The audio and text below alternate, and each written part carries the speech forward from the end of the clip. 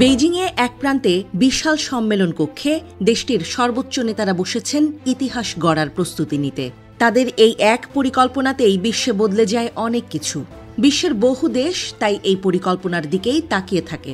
এই সপ্তাহেই শুরু হওয়া চীনের কমিউনিস্ট পার্টির সেন্ট্রাল কমিটির এক সভাই ঠিক করে দেবে আগামী 5 বছরে বিশ্বের দ্বিতীয় বৃহত্তম অর্থনীতি কোন পথে হাঁটবে।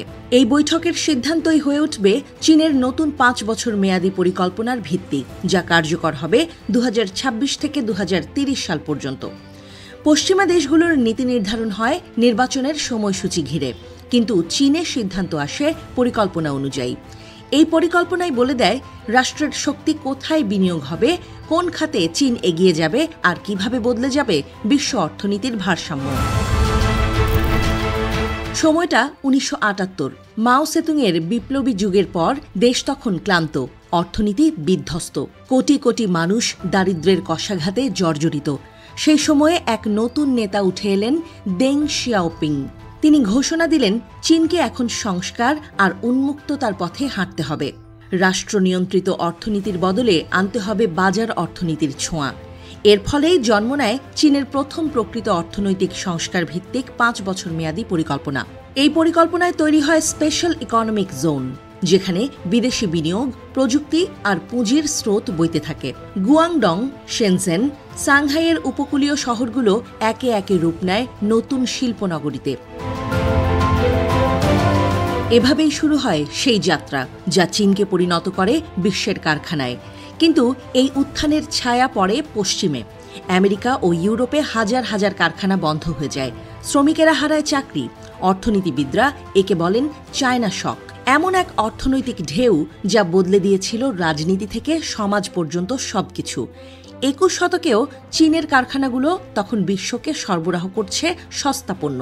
কিন্তু কমিউনিস্ট পার্টির মাথায় চিন্তা, যদি এভাবেই চলতে থাকে চীন মিডল ইনকাম ট্র্যাপে আটকে যাবে। তাই শুরু হলো নতুন দিগন্তের খোঁজ, স্ট্র্যাটেজিক এমার্জিং ইন্ডাস্ট্রিজ, অর্থাৎ এমন সব খাত যা ভবিষ্যতের প্রযুক্তি নির্ধারণ করবে, যেমন সবুজ জ্বালানি, সোলার প্যানেল আর বৈদ্যুতিক গাড়ি। চীনের কারখানাগুলো এবার শুধু পোশাক বা খেলনা নয়, তৈরি করতে শুরু করলো ব্যাটারি, সৌর প্যানেল আর ইলেকট্রিক মোটর। বিশ্ব যখন জলবায়ু পরিবর্তন নিয়ে চিন্তিত, তখন চীনের এই রূপান্তর তাকে করে তোলে সবুজ প্রযুক্তির মহাশক্তি। আজ পৃথিবীর অর্ধেকেরও বেশি সোলার প্যানেল আসে চীনের কারখানা থেকে। ইলেকট্রনিক গাড়ির বাজারেও তারা শীর্ষে। আর বিরল ধাতু বা রেয়ার আর্থের যোগানও প্রায় পুরোপুরি চীনের নিয়ন্ত্রণে। এখন কেউ কেউ বলছেন চীনের হাতে এ যেন নতুন এক বৈশ্বিক ক্ষমতা। যুক্তরাষ্ট্রের প্রেসিডেন্ট ট্রাম্প একে বলেছিলেন চীন পুরো বিশ্বকে জিম্মি করে রেখেছে। বর্তমান প্রেসিডেন্ট শি জিনপিং এর আমলে চীনের লক্ষ্য বদলেছে। এখন তাদের মূলমন্ত্র হাই কোয়ালিটি ডেভেলপমেন্ট। এই পরিকল্পনায় অগ্রাধিকার পেয়েছে কৃত্রিম বুদ্ধিমত্তা, সেমিকন্ডাক্টর আর উন্নত প্রযুক্তিতে আত্মনির্ভরতা। চীনের উদ্ভাবন এখন শুধু নকল নয়, বরং নিজস্ব ব্র্যান্ডের গর্ব।